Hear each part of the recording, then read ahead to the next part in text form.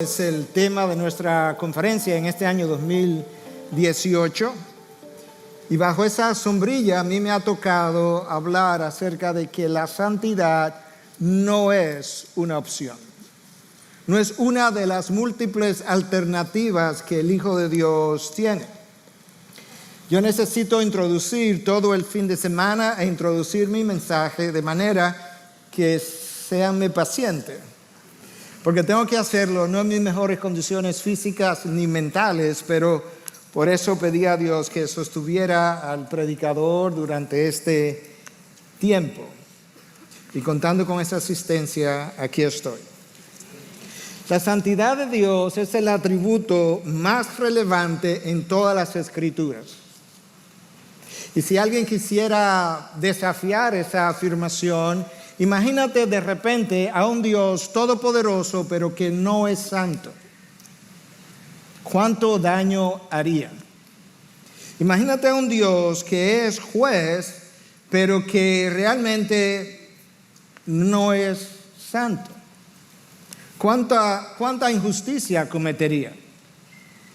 Imagínate a un Dios que puede redimir, pero que a la hora de redimir lo hace a su antojo, o en buen dominicano, medalaganariamente. ¿Dónde estaría tú y yo quizás en este momento?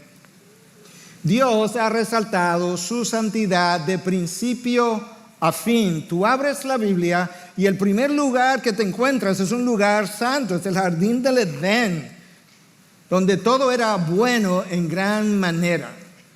Y tú avanzas las páginas de la Biblia y cuando llegas al final, lo último que tú encuentras es la ciudad santa que viene bajando desde los cielos. La Biblia abre en un lugar santo y cierra en un lugar santo.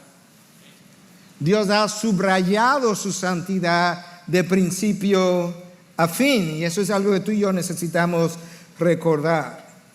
Si tú examinas el registro bíblico con detalle, tú te darás cuenta que cuando Dios tiene un encuentro con el pecado, Dios o lo destruye o se aleja de él. Dios o lo destruye o se aleja de él. Dios destruyó los hijos de Elí. Dios destruyó los hijos de Aarón, los consumió en fuego por violar su santidad. Pastor, por eso era Antiguo Testamento. Dios mató a Ananías y Zafira por mentir una sola vez. Nuevo Testamento. Y Él es un fuego consumidor, de acuerdo a lo que las Escrituras nos dicen. Otras veces Dios simplemente se aleja y eso explica por qué Dios expulsa a Adán y Eva cuando corrompen su jardín santo. Dios se aleja de Adán, se aleja de Eva y posteriormente nos acerca a Él por medio de su Hijo Jesús. Y su Hijo fue casi destruido en la cruz cuando Él llevó sobre sus hombros tu pecado y mi pecado y experimentó un abandono temporal precisamente en el momento en que Él te estaba representando a ti y a mí en sustitución por haber cometido los pecados que tú y yo hemos cometido a lo largo de la vida. La única ocasión en toda la eternidad pasada donde hubo una separación entre el Padre y el Hijo fue precisamente cuando el Hijo tomó mi lugar de pecador y el Padre como que le volteó el rostro y Cristo se desespera y clama, Dios mío, ¿por qué me has abandonado? De manera que Cristo en la cruz, llevando mis pecados, experimenta una lejanía que Dios le hizo experimentar, guarda la redundancia, precisamente porque en ese momento Él estaba cargando con mi pecado. Cuando Dios tiene un encuentro con el pecado, Él se aleja o lo destruye. El pueblo judío había deambulado por el desierto. Había pecado contra Dios. Había mostrado ser un pueblo de dura cerviz. Y en un momento dado, Aarón se dejó influenciar por el pueblo y confeccionó con sus propias manos un becerro de oro. Eso hizo incendiar la ira de Dios. Y yo quiero que tú veas ahora, posterior a ese evento, ¿qué ocurre? ¿Por qué Dios decide decirle al pueblo que se iba a alejar de ellos? En el capítulo 33 del libro del Éxodo, del 1 al 3, escucha cómo es relatado. El Señor dijo a Moisés: anda, sube de aquí tú y el pueblo que has sacado de la tierra de Egipto. Tú puedes escuchar a Dios en su lenguaje, su alejamiento. El pueblo que sube de aquí tú y el pueblo que has sacado, como que no fue Dios que lo sacó. Ese pueblo es más como, se está comportando más como tuyo que mío. A la tierra de la cual juré a Abraham, Isaac y Jacob, diciendo: a tu descendencia le daré. Y enviaré un ángel delante de ti, y echaré fuera al cananeo, al amorreo, al hitita, al ferezeo, al heveo, al jebuseo y a todos los feos. Sube a una tierra que emana leche y miel. Hasta ahí las cosas como que suenan bien. Como que Dios va a enviar un ángel delante de ellos, va a echar fuera a toda esta gente pagana, a una tierra que emana leche y miel. Ahora escuche: pues yo no subiré en medio de ti, oh Israel, no sea que te destruya en el camino, porque eres un pueblo de dura cerviz. ¿Escuchaste? Yo hice una promesa y yo quiero cumplirla. Pero ¿sabes qué? Hasta aquí mi presencia ha ido contigo y con este pueblo.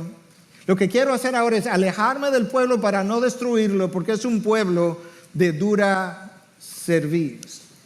Moisés intercede ante Dios. Moisés es como una figura de Cristo. Intercede ante Dios, clama. Dios le escucha, tiene misericordia. Le dice: ok, yo voy a continuar en lo adelante con ustedes. Pero a partir de ese momento Dios le dice a Moisés: el tabernáculo que está en el centro del pueblo, me lo sacas del centro y me lo pones fuera del pueblo. En otras palabras, yo quiero una imagen, un símbolo visible de que lo que ha pasado no ha pasado por alto. Y aunque yo voy a continuar con ustedes, yo quiero el tabernáculo que estaba en el centro del pueblo hasta este momento, yo lo quiero fuera.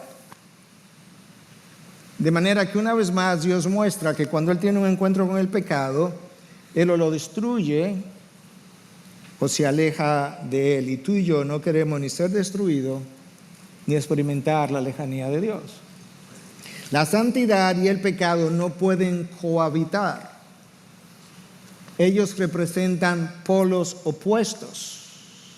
Sin embargo, en nosotros, por medio del Espíritu, hay una cohabitación que tiene sus consecuencias con frecuencia. El pecado tiende a huir de Dios como Adán huyó cuando él pecó. Y la santidad tiende a alejarse del pecado como lo hizo Dios en el pasado o en el pasaje que leímos más arriba. Ellos se oponen. A partir de ese momento Dios no quiere el tabernáculo en el centro. Pastor, ¿y cómo se da entonces esa lejanía de Dios en nosotros, en quien mora el Espíritu Santo permanentemente? Yo te voy a decir. Yo creo que en la palabra tú puedes encontrarlo si la escudriñas bien. El cristiano que entra en la práctica de pecado pierde la llenura del Espíritu, lo cual hace más fácil y más vulnerable a los deseos de pecado en su interior. Él pierde el gozo del Señor. Él pierde la motivación por las cosas de Dios. Él pierde su pasión. Todo eso es Dios ayudándote a ver la lejanía mientras Él continúa presente en tu vida. Ese cristiano pierde su primer amor, y si pierde su primer amor, los amores del mundo comienzan entonces a tomar preferencia y tamaño en su vida. Él le pierde el temor al pecado. Cuando tú le pierdes el temor al pecado, cuando tú le pierdes el temor a Dios, le pierde el temor al pecado. El pecado que antes le temía es el mismo pecado que hoy disfruta y lo minimiza. Él pierde El temor por la mentira porque ya no está viviendo en la verdad. Él pierde la paz del Señor. Él pierde su perspectiva de que un día tendrá que dar cuentas ante el trono de Dios por cada palabra ociosa que haya pronunciado y cada acción, porque, como dice la palabra, todos compareceremos ante el tribunal de Cristo. Y todo esto son síntomas de que Dios se ha alejado, a pesar de que hay una permanencia continua del Espíritu en tu interior. Por tanto, si tú eres hijo de Dios, la santidad no es una opción, es una obligación y una necesidad para tu vida y para mi vida. Y las razones son varias por lo que la santidad no es una opción, y tú puedes encontrarlas en las Escrituras. En primer lugar, porque el Espíritu de Dios habita en ti, y el Espíritu Santo tiene que ser honrado. En segundo lugar, porque tú necesitas honrar lo que Cristo hizo en su vida, muerte y resurrección, derramando sangre por el perdón de tus pecados. En tercer lugar, la santidad no es una opción, porque el cristiano necesita honrar la palabra de Dios, que lo guía y le advierte y le enseña lo que es bueno y es malo, y necesita honrar la gloria de Dios. Y en cuarto lugar, porque el cristiano necesita temer las consecuencias del pecado. El pecado, yo puedo alejarme por mi pecado, pero yo tengo que regresar en los términos de Dios. Yo puedo pecar hoy y pensar 6 meses después, 1 año después, que ya todo ha pasado, y resulta que el reino del sur de Israel, después de haberle sido anunciado por 150 años, las consecuencias llegaron 1 siglo y medio después. Esa es mi introducción. Yo no he comenzado a predicar hoy todavía. Yo te dije que tienes que tenerme paciencia. Con esa introducción yo quiero que veamos el texto escogido para hoy, en 1 de Pedro 1, del 13 al 21. 1 de Pedro 1, del 13 al 21. Por tanto, ceñid vuestro entendimiento para la acción, sed sobrios en espíritu, poner vuestra esperanza completamente en la gracia que se os traerá en la revelación de Jesucristo. Como hijos obedientes, no os conforméis a los deseos que antes teníais en vuestra ignorancia, sino que así como aquel que os llamó es santo, así también sed vosotros santos en toda vuestra manera de vivir. Porque escrito está, sed santos, porque yo soy santo.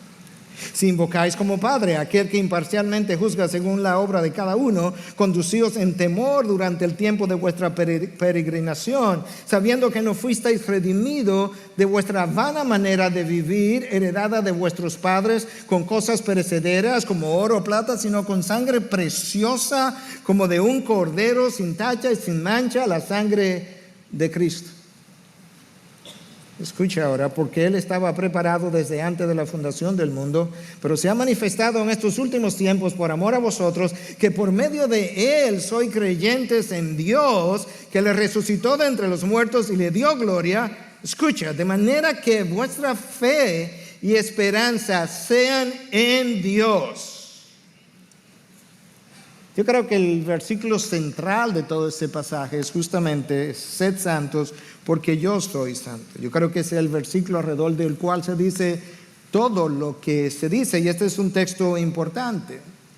El versículo 13 con el que yo inicié comienza una conclusión. Nota que comienza con un por tanto, de tal manera que Pedro está concluyendo una idea. Pedro ha presentado una idea de la cual yo te voy a hablar ahora, y él está ahora concluyendo con algo que tiene que ver con esa idea presentada. Y ese versículo 3 entonces como una bisagra que le da la vuelta o que conecta lo que Pedro dice del 1 al 12 con lo que Pedro dice del 13 al 21. Entonces la pregunta es, ¿qué es lo que esa bisagra, el versículo 13, conecta que Pedro dice entre el 1 y el 12 y luego sigue del 13 al 21? Y lo que Pedro hace del 1 al 12 no es otra cosa que hablarnos de la obra de Cristo a favor nuestro, lo que nosotros llamamos el indicativo o aquello que Dios hizo. Por tanto, todo lo que a mí me toca hacer viene después que yo entiendo lo que Cristo ha hecho a mi favor. ¿Y qué es lo que Pedro dice? Número 1, que Dios en su gran misericordia nos ha hecho nacer de nuevo. Él nos hizo nacer a una esperanza viva. Soy creyente porque Él me hizo creyente. Eso es lo que Pedro me dice en primer lugar. En segundo lugar, que somos protegidos por el poder de Dios. ¿Te imaginas ese gran privilegio? Somos protegidos por el poder de Dios. Número 3, que nuestra salvación será revelada en el último tiempo. En otras palabras, quizá hay gente aquí que no es salva todavía, pero nuestra salvación será revelada en el último tiempo. Número 4, que nuestra salvación es tan extraordinaria que los profetas de antaño anhelaron ver lo que nosotros hemos visto. En otras palabras, cuando lees el Nuevo Testamento, los profetas de antaño anhelaban conocer lo que tú y yo damos ahora por sentado en el Nuevo Testamento. Que esa salvación es tan majestuosa que aún los ángeles anhelan mirar los hechos relacionados a nuestra salvación. Todo eso es lo que Pedro dice del versículo 1 al 12. Y por tanto, Pedro nos anima a vivir con esperanza. A vivir con esperanza. Versículo 1 al 12. A partir del versículo 13, Pedro nos anima a vivir en santidad. Vivir con esperanza, vivir en santidad. Pedro nos llama a una vida de obediencia para vivir en santidad y reflejar el carácter de Dios basado en lo que ya Cristo hizo por ti y por mí. Y Pedro hace eso a través de una serie de imperativos. Esa es la forma verbal del verbo, vamos a decir, el tiempo del verbo. Y esos imperativos no son opcionales, no son sugerencias. No hay nada opcional en los imperativos de Dios. Pero Pedro no nos da los imperativos hasta que no nos habla de la extraordinaria salvación otorgada a nosotros en Cristo Jesús. Los 3 primeros imperativos aparecen en el versículo 13. Un versículo, 3 imperativos. Escuche. Preparad vuestro entendimiento para la acción. Eso está relacionado, es el primero de los imperativos, está relacionado a tener un juicio claro, una mente alerta, una voluntad dispuesta a obedecer para resistir cualquier cosa que pueda desviar tu atención de la fe depositada en Cristo Jesús y de la esperanza que tú has puesto en Él. Que puedas resistir cualquier cosa que te pueda desviar de eso que tú hiciste un día y que hoy quizá está tan lejos por el desvío que has experimentado. Escucha cómo la Nueva Traducción Viviente lo dice. Así que preparen su mente para actuar. De manera que esto no es una vida que tú vives a la ligera. Esto no es una vida que tú te levantas en la mañana y no has pensado cómo va a vivir o cómo va a resistir. Tú tienes que preparar tu mente cada día para la acción. Tú nunca sabes con qué te vas a encontrar. Tú nunca sabes con qué amenaza tu vida va a chocar. De forma tal que tu mente tiene que estar preparada para la acción. Tiene que tener un juicio claro. Y para tener un juicio claro yo necesito conocer las Escrituras. Y yo necesito tener una vida orientada verticalmente. Le hablamos a la iglesia el domingo pasado, en un cierre del mensaje que predicó el pastor Héctor. La mayoría de los cristianos han perdido su verticalidad y viven una vida con una orientación horizontal y terrenal. Y eso tiene sus consecuencias y también tiene sus síntomas y signos. Cuando eso comienza a ocurrir, esto es lo que a nosotros nos pasa. Nuestros anhelos queremos llenarlo en este mundo, cuando en realidad habían estado reservados y anunciados en la Biblia para ser llenados en Cristo y en el mundo venidero. Esa es una de las primeras señales de que algo no está pasando. Esa orientación horizontal de tu vida me hace a mí tropezar y pecar. No puedes vivir una vida eterna, que fue la que Cristo te entregó, con valores temporales. Esas dos cosas no pueden estar, no pueden cohabitar en una misma vida.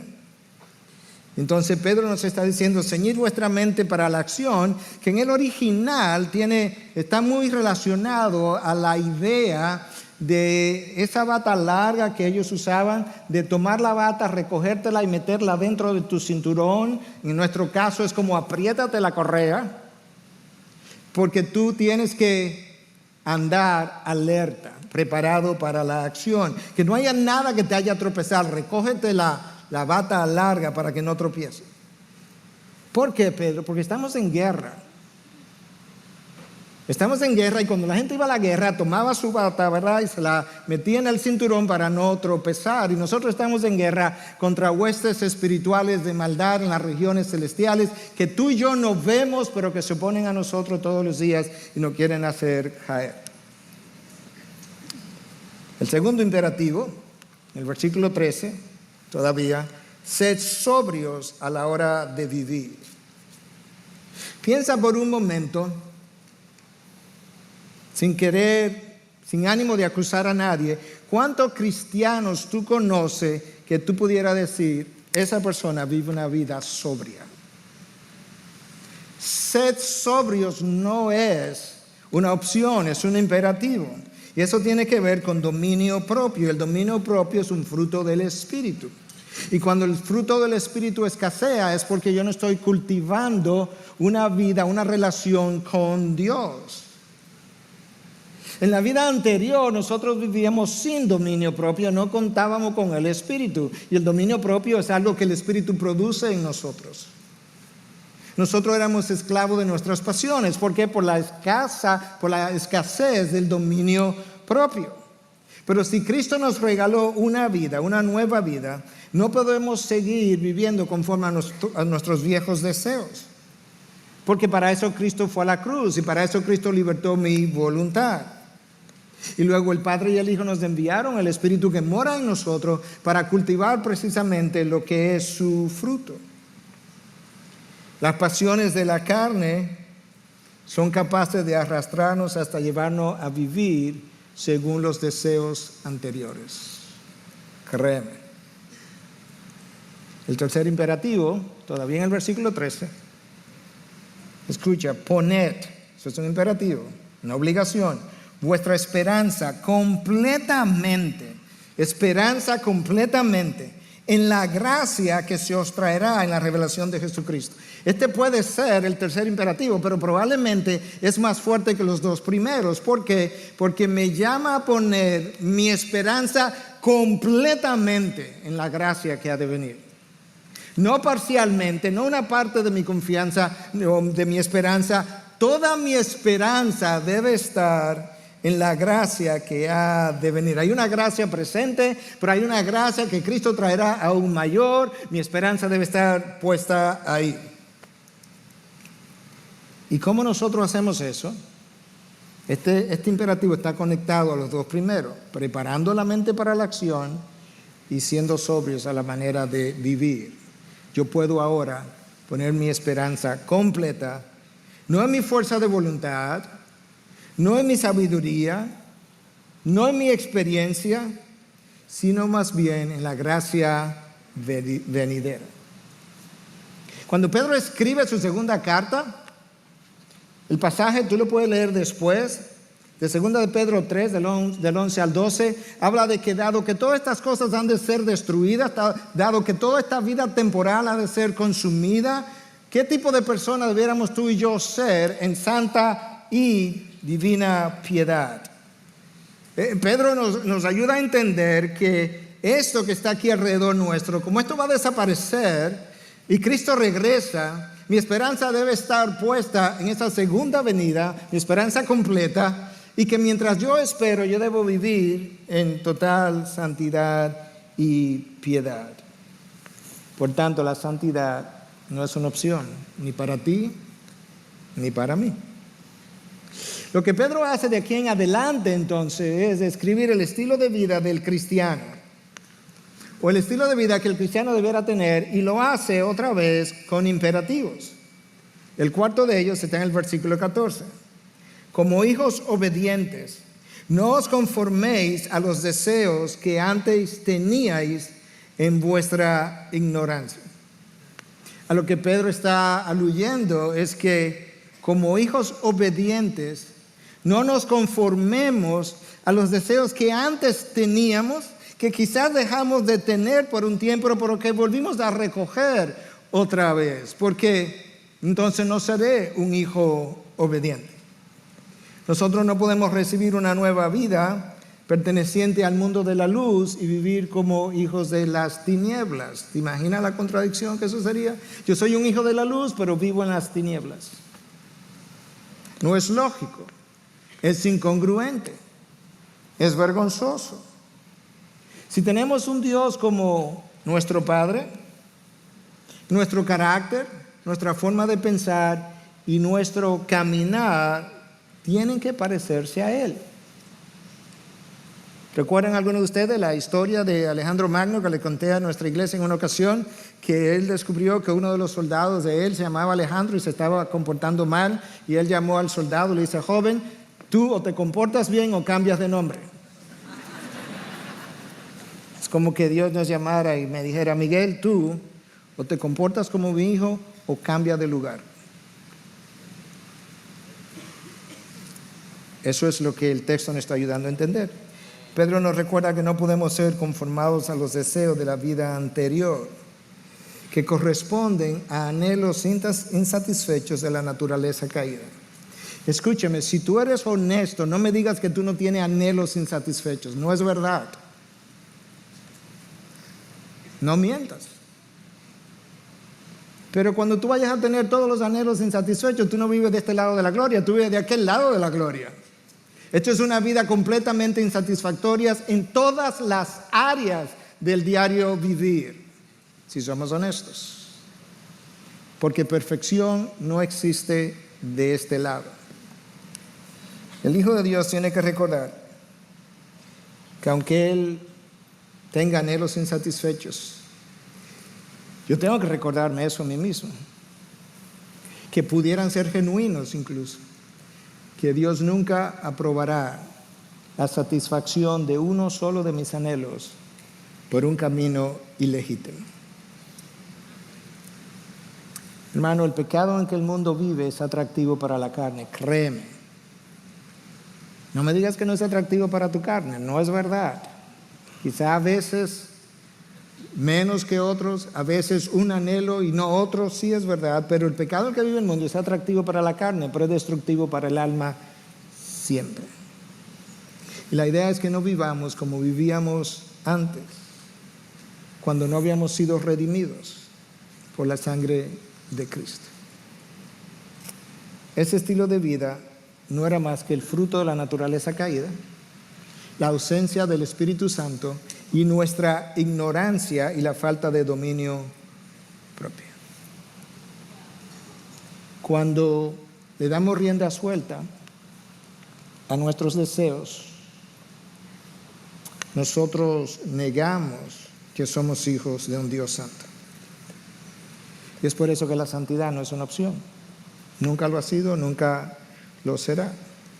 Nosotros no podemos vivir conforme a los valores de la sociedad. De hecho, Cristo nos ha llamado a vivir una vida contracultural.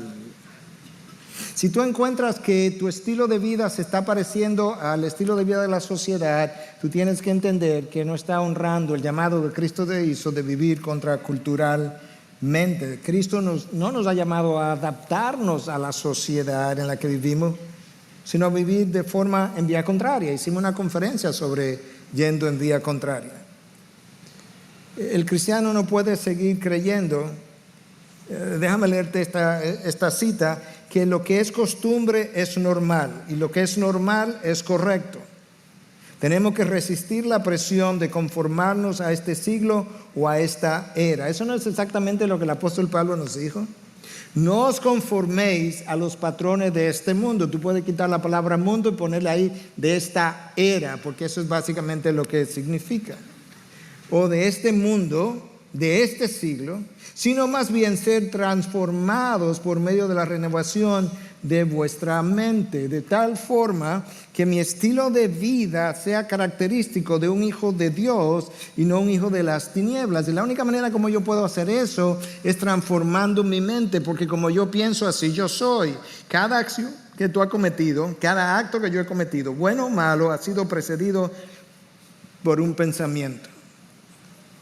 Y ese pensamiento entonces tiene que ser renovado, y la única manera de hacer eso es por medio de su palabra y un caminar con Dios día a día. Si Cristo fue clavado en la cruz por mi pecado, es incongruente que yo mañana vaya a pecar. Ocurre, a mí me ha pasado, pero es incongruente que yo mañana vaya a pecar con aquello que clavó a Cristo en la cruz. Es como si el clavo de Cristo no me importara. Pastor, pero seguro que usted lo ha hecho. Claro que lo he hecho, pero era incongruente cuando lo hice. La carne siempre experimentará los deseos de tu naturaleza caída. ¿Sabe por qué? Porque el día que tú naciste de nuevo, tu alma fue regenerada, pero tu carne quedó viva. ¿O no has leído a Pablo? Yo no me entiendo, porque lo que yo quiero hacer no lo hago, y lo que no quiero hacer, eso hago. Ay, pobre de mí, ¿quién podrá salvarme? Pero gracias a Dios en Cristo Jesús. Porque la carne permanece con pecados remanentes y el cuerpo no será glorificado hasta que Cristo venga y entonces los sepulcros se abran y el cuerpo salga y sea glorificado y se una a mi alma, y entonces sí, yo podré reposar sin esa lucha continua.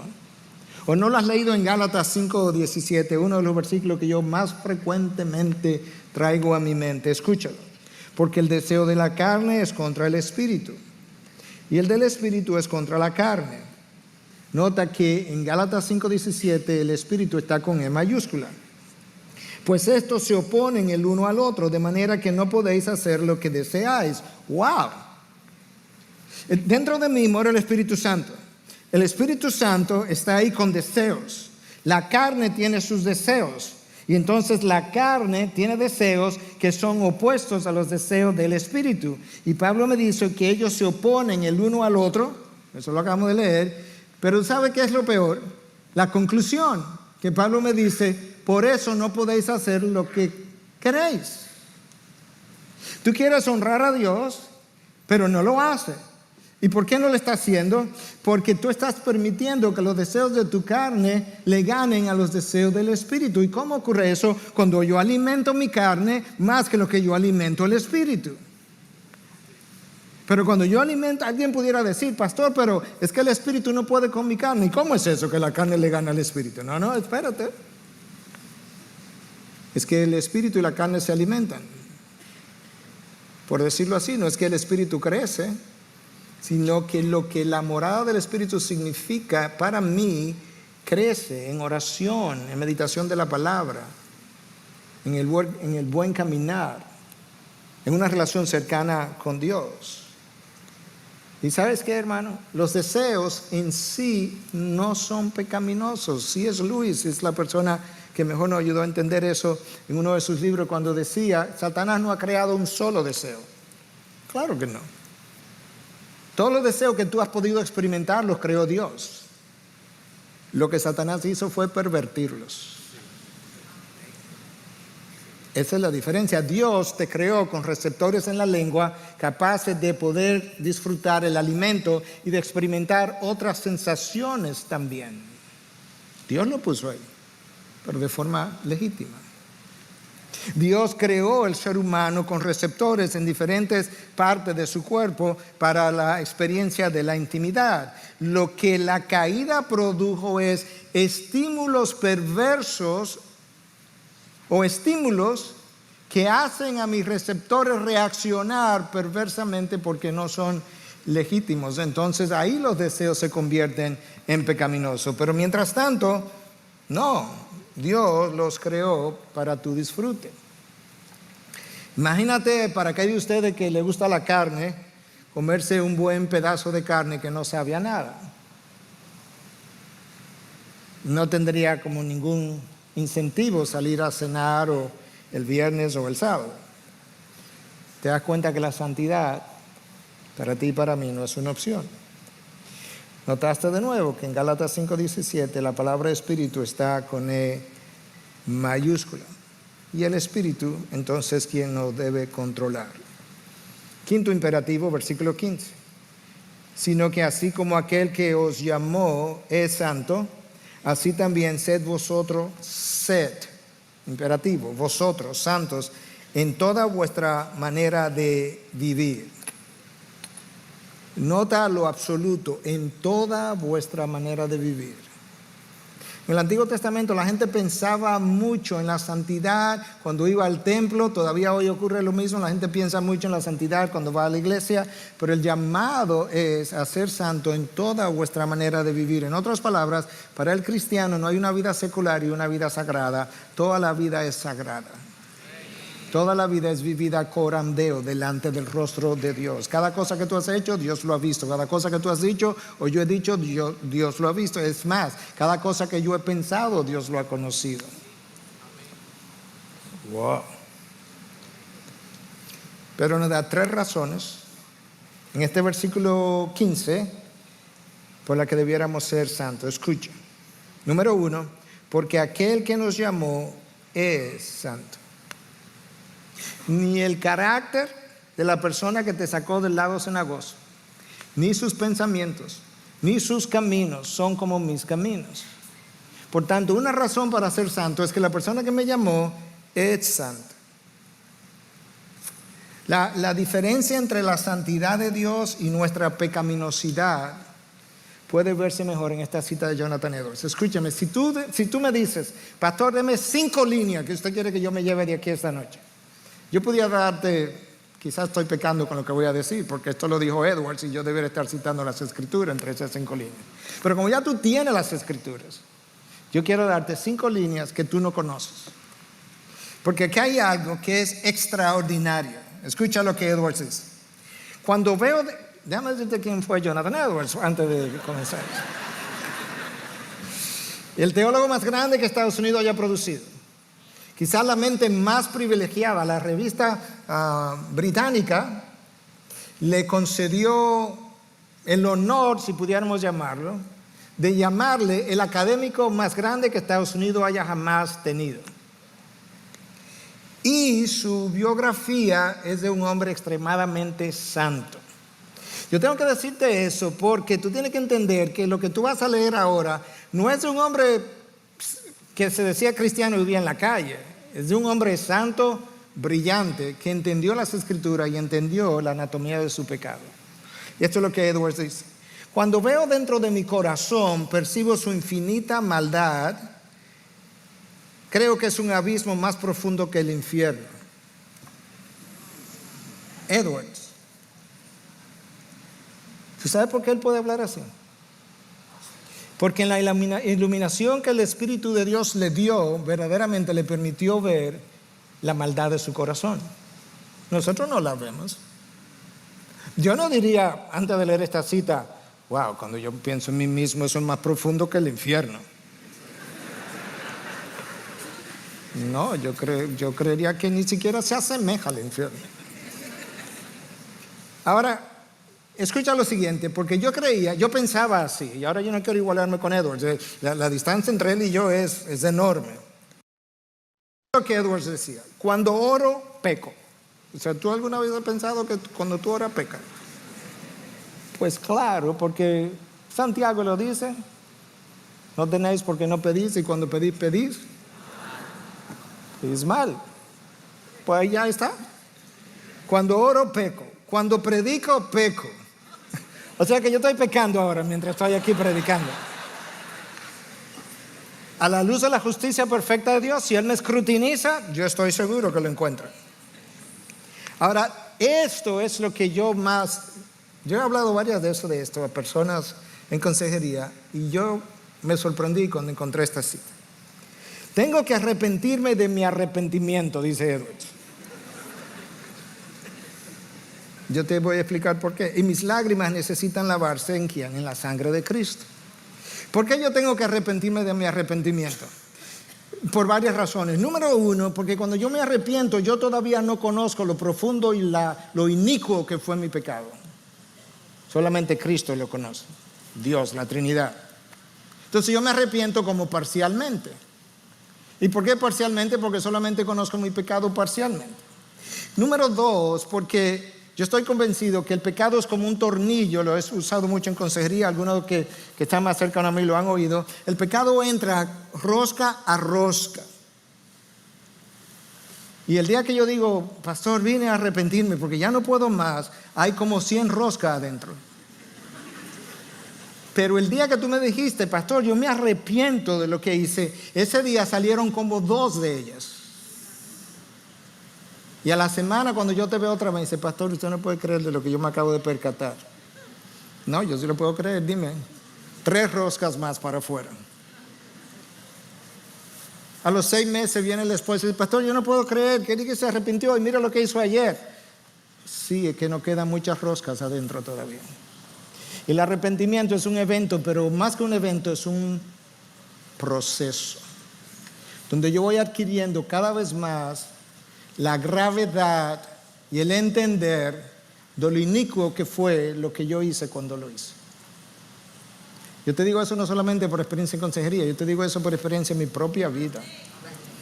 Eso es como es. Por eso Edward decía, yo tengo que arrepentirme de mi arrepentimiento. Y yo pensaba que no había como más cristianos que pensaban así. Y ya te expliqué una parte. Otra parte es que en la medida en que yo me alejo de Dios, pues yo comienzo a minimizar mi pecado. Me acostumbro y lo minimizo. Otro grupo comienza a pecar y el pecado repetitivo a lo largo del tiempo lo aleja de Dios, le quita el temor a Dios y realmente el pecado no se siente tan pecaminoso. Pablo habla en Romanos y habla de lo pecaminoso del pecado. Pablo no pudo encontrar otra palabra más oscura que pecado y pecaminoso para referirse al pecado. Entonces él habla de lo pecaminoso del pecado. Pedro continúa en el versículo 16, entonces el tiempo ha ido corriendo y tengo que avanzar con el mismo tema de la santidad. Y dice, porque escrito está, sed santos, porque yo soy santo. Nota que en el texto Dios no dice, sed santo, porque si peca te destruyo. No, la razón es la naturaleza de Dios y el hecho de que ahora tú eres su hijo. Por eso es que tiene que ser santo. Porque el hijo debe representar al Padre. Yo recuerdo múltiples veces escuchar a mi padre corregirme y me sentaba ahí donde estuviera en una silla en particular y me miraba así, me decía, de buena manera, yo no creo que un hijo mío sea capaz de eso. Y tú te ponías como chiquito. Cuando tú levantabas los ojos, como que tú ibas a decir. A veces me decía, alguna vez, dime una sola, ¿tú me has oído hablar de esa manera? ¿Alguna vez tú me has visto tratar a mi esposa de esa manera? ¿Alguna vez tú me has visto hablarle al servicio de esa manera? Dime una. No. ¿Por qué tú crees que tienes el derecho? ¿Alguna vez tú has visto a Dios tratarte o hablarte o hacer las cosas que tú y yo hacemos? Una sola vez. Sed santos porque yo soy santo.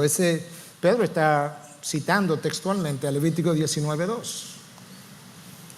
Pero esa frase aparece en diferentes términos en Levíticos 11:44, en Levítico 20 del 7 al 8, en Levítico 20:26.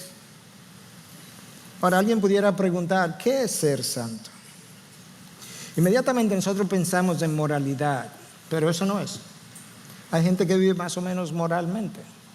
Pero una mejor explicación que esa es que cuando tú lees Levítico, Dios llama a vasos santos, llama a instrumentos santos, llama a mesa santa. Y eso no tiene nada que ver con moralidad, porque ellos no son seres vivos.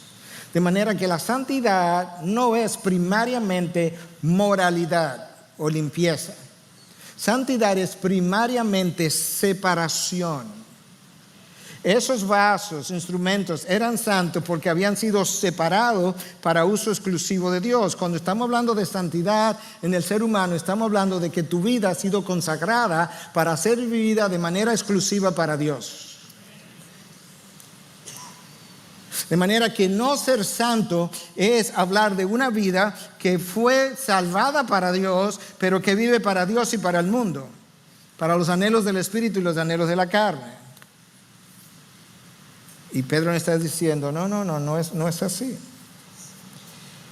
Dios no nos pregunta si queremos ser santos. Nosotros no éramos santos y un día, plan, nací de nuevo. Tú ni te diste cuenta, tú piensas que tú lo elegiste a Él. Él te eligió en la eternidad pasada, eso no tiene nada que ver contigo. La razón por la que yo digo que Dios no me pregunta si quiero o no ser santo es porque Dios me hace santo y luego me dice, compórtate como lo que eres. ¿Y dónde Dios dice eso? Bueno, Pedro de nuevo, en 2:9, en su primera carta. Escucha lo que dice. Vosotros sois linaje escogido, real sacerdocio, nación santa, pueblo escogido, para posesión de Dios. Tú eres una nación santa. Dios no te está diciendo, tú quieres ser parte de la nación santa. No, tú eres una nación santa. Compórtate como lo que eres. Y tú quieres saber para qué fue que yo te escogí. Para posesión mía. Exclusiva. Exclusivamente para mí. Entonces esa es la razón número 1 que Pedro nos da para ser santos. Razón número 2 en el versículo que citamos es esta. La justicia de Dios, mencionada en el versículo 17, un versículo más adelante. Y si invocáis como Padre a aquel que imparcialmente juzga según la obra de cada uno, conducíos en temor durante el tiempo de vuestra peregrinación. ¿Cuál es el tiempo de mi peregrinación? Este tiempo que yo estoy ahora viviendo en la tierra. ¿Y por qué Pedro usa la palabra peregrinación? Para recordarme que este no es mi lugar de permanencia. Yo estoy de paso. A mí me espera un lugar de permanencia eterna. Por tanto, durante el tiempo de la peregrinación, camina con temor. Temor reverente a Dios, temor a las consecuencias de la vida pecaminosa. ¿Y por qué? Escucha a Pedro otra vez. Porque si tú invocas como Padre a aquel que imparcialmente juzga según la obra de cada uno, en otras palabras, el juez del universo va a juzgar imparcialmente las obras del creyente y las obras del incrédulo. Es verdad que los resultados son distintos, pero aún así yo tengo que recordar que Dios no usa dos estándares, uno para su hijo y uno para el incrédulo. No. El creyente seguirá camino a la gloria, pero él será juzgado, sus obras serán examinadas, él perderá recompensas y él lo va a hacer imparcialmente. Y Pedro me dice, si tú vas a llamar como Padre al mismo que es juez y él juzga imparcialmente, ten cuidado, condúcete con temor durante tu tiempo de la peregrinación. Razón número 3 por la que necesitamos ser santos, según Pedro. Escucha ahora, versículos 18 y 19. Sabiendo que no fuisteis redimidos de vuestra vana manera de vivir, heredada de vuestros padres. La manera de vivir vana con la que tú y yo vivíamos fue heredada de nuestros padres, pero no heredada del Padre Santo. De vuestros padres con cosas perecederas como oro o plata, sino con sangre preciosa como de un cordero sin tacha y sin mancha, la sangre de Cristo. Este texto nos recuerda, número 1, que fuimos redimidos. Y que como fuimos redimidos no fue con cosas materiales como el oro y la plata. Déjame decirte algo que pasaba con frecuencia, de la que quizás tú no tienes conocimiento. Los esclavos con frecuencia eran vendidos y comprados. Entonces, si yo era un poseedor de esclavos, frecuentemente yo iba al templo pagano y entonces yo quería vender el esclavo. Lo que yo pagaba, las autoridades del templo se quedaba con una gran parte del dinero y me daba a mí una comisión. Entonces, con frecuencia, el templo lo dejaba libre porque el templo entendía que de ahí en adelante ese hombre o esa mujer era esclavo de la diosa o dios que se adoraba en ese templo. ¿Me entendiste? ¿O tengo que ir otra vez? Yo iba al templo, pagaba $100, las autoridades del templo se quedaban con 70, me daban 30 a mí y las autoridades del templo podían dejarme libre, pero ellos entendían, y la sociedad alrededor también, que yo ahora, el esclavo, era esclavo del dios o diosa que se adoraba allí. ¿Entendiste? Ok, si no entendiste, tiene que venir adelante al final.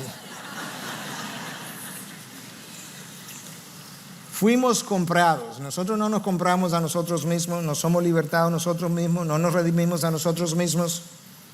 Pero no fuimos redimidos ni con oro ni con plata, de la manera como se hacía eso en los templos, sino con la sangre preciosa de un cordero sin mancha y sin arruga. Cuando nosotros vivimos una vida de desobediencia, estamos comportándonos como esclavos del pecado y no como esclavos de Cristo. El llamado es a vivir para nuestro Dios. Tu santidad no es una opción. Somos esclavos de quien nos redimió. Nosotros somos hijos y esclavos al mismo tiempo, pero tenemos a Dios como Padre y al mismo tiempo somos esclavos, pero nosotros no tenemos un amo como los demás amos. Nosotros tenemos el mejor amo del mundo, que fue a la cruz y dio su vida y derramó su sangre por rebeldes que hoy son hijos y son adoradores. Por rebeldes que el amo decidió ir y dar su vida para comprar rebeldes que pudieran llegar a ser como Él es. ¿Te imaginas? Y a coheredar las riquezas en glorias con Él. Todo el mundo quisiera un amo así. Tú eres esclavo de quien te redimió. Aún en los templos paganos se pensaba de esa manera. Y el apóstol Pablo nos recuerda eso en 1 Corintios 6, 19, su segunda parte, versículo 20. No sois vuestros, pues por precio habéis sido comprados.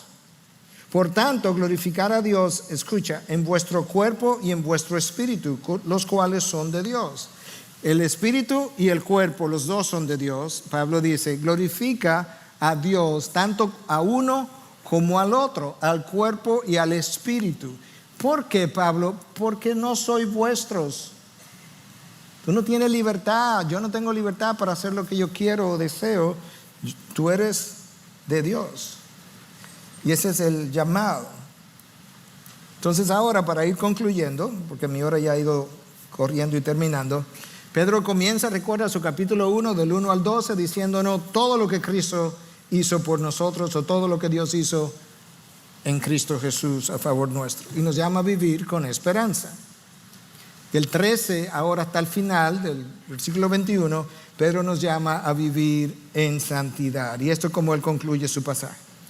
Versículo 20, porque Él estaba preparado desde antes de la fundación del mundo, pero se ha manifestado en estos últimos tiempos por amor a vosotros, que por medio de Él sois creyentes en Dios, que les resucitó de entre los muertos y le dio gloria, de manera que vuestra fe y esperanza sean en Dios. Wow. Presta atención a esta conclusión. Cristo se ofreció como voluntario en la eternidad pasada. El mundo, el espacio, el universo no había sido creado, y ya Cristo había dicho, Padre, yo soy voluntario para ir y redimir a aquellos que se han de perder mañana.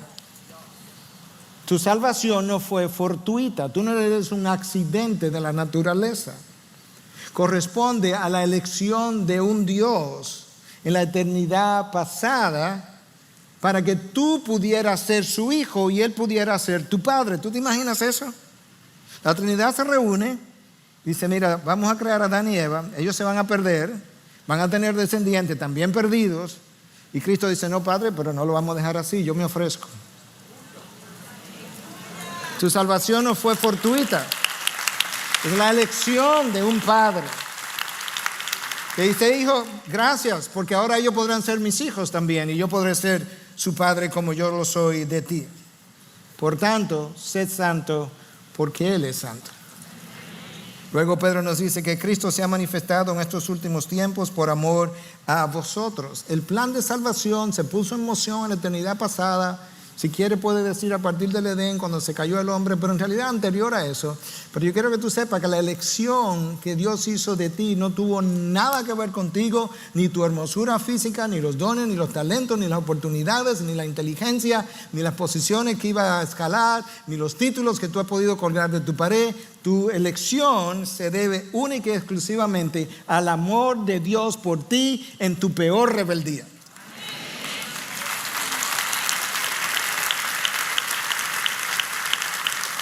Escúchalo otra vez. Se ha manifestado en estos últimos tiempos por amor a vosotros.